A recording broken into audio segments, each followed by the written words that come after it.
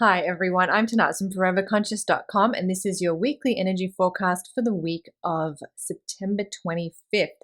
So this week on September 25th, we have the Libra new moon, and this new moon has some beautiful energy to bring in and help us attract abundance. And actually, I was thinking about this. So we tend to think of abundance in terms of money, and finances, which it definitely can be. And if that's something you want to attract into your life, there is lovely energy around this new moon for that. However, we can also think of abundance in other areas too. And something that we don't often think about is time. And I'll tell you a little story. So right before, like literally right before I'm filming this video, I was stuck in an elevator with my baby. So I live in an apartment building. I had just taken her to the park. We had a good time. It was time for her nap, so we got back home, got in the elevator, and the door opened, and then all of a sudden the elevator just kept going down. The door closed and I was stuck in there. None of the buttons worked. I was pressing the emergency button. I was pressing all the floors. Nothing happened. So obviously I'm still a little bit rattled. So I started freaking out a bit, and I called the building manager. I called the building manager's brother. I was trying to just get somebody on the phone. No one was answering. So I was in there. I was stuck. I got out. I probably was only in there for like 10 minutes, but it felt like an eternity. And finally, when I got back in the house and put baby to bed, and I'm sitting there and I'm trying to think about, okay, universe, what I always try to think about, what's the message there? What's the lesson? What do I need to take away from this? And I was sitting there, and the thought floated into my mind is, slow down. Don't be in such a rush. Slow down. And I sat with that for a little bit, and I could hear the thoughts in my head as I was trying to sit still and just sort of settle my breathing and bring some calm into my body after that experience.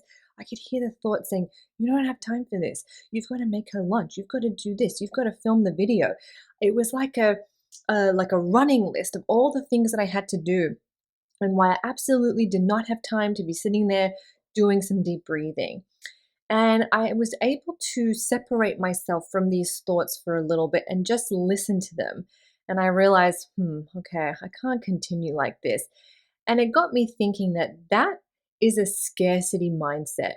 We tend to think of a scarcity mindset of someone who feels limited, somebody who feels like they can't do something, that they have to, that there's always a fear around that, or a feeling like they don't deserve what they want, or that they can't have what they want. And maybe there's a certain element of truth to that. Maybe, we can't always get what we want in life. However, that scarcity mindset for me in that moment showed up as a lack of time. And I realized that I can start to shift that thinking by thinking more abundantly, to sort of reprogram those thoughts to, I do have time, or okay, this needs to be done, but I don't have to rush. I have time. So it's sort of changing those limiting scarcity like thoughts and adding abundance to them, adding more expansiveness to them, telling yourself, I have more, I have time. Everything that needs to get done will get done. Everything is happening in the perfect timing. It really doesn't make things go quicker when you're stressed trying to get things done. You still have to do them. You might as well approach them with a calm mindset. So that was something that came to my attention today, some scarcity thoughts that I had around time. So I encourage you under this new moon to think about where those scarcity thoughts may be showing up for you. Do you have scarcity thoughts around money, around time, around your education, your studies, anything? Where are those self-limiting beliefs, those mindsets that keep you small, or that keep you restricted, or that keep you feeling like what you're doing or what you have is not enough? Where are those thoughts showing up for you? And how can you bring more abundance, more gratitude, more acceptance to them? There's not always a clear pathway with that, but sometimes little shifts. How can I take this very rigid, limited way of thinking and bring some expansion to it? And this new moon is a great time to think about that. This new moon is a great time to receive support with that. This new moon is quite special actually because it's the first new moon after the equinox, which always makes it a little bit more powerful for manifesting and intention setting. So know you have that on your side too. And if you want help with that, I have a ritual. It's at foreverconscious.com. I can also put a link below.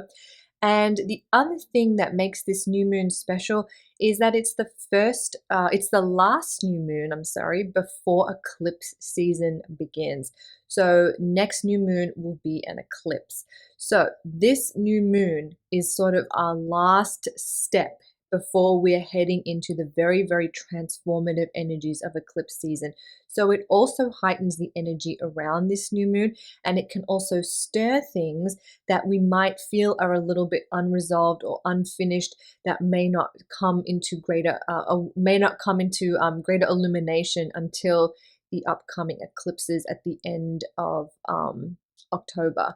So this new moon stands out for those reasons. And then also this week we are heading into the month of October. October is a really, really busy month. Your forecast for the month is up also at foreverconscious.com. I go through all the days, all the significant days that you'll want to pay attention to. But on October 2nd, Mercury will station direct. So we have some direct moving energy coming in. In fact, I think by the end of October, we'll have a few more planets shifting in direct motion than we have right now. So that retrograde energy is on its way out, although we do have a Mars going retrograde next month, which I think I've touched on. And if you didn't watch that video, don't worry about it. We'll talk more about it as it comes closer to the time. But there are lots of big energy shifts in October. So if you're looking for something to change, if you're looking for something to shift, October is probably the month that it will happen. October, November, big months to wrap up the year.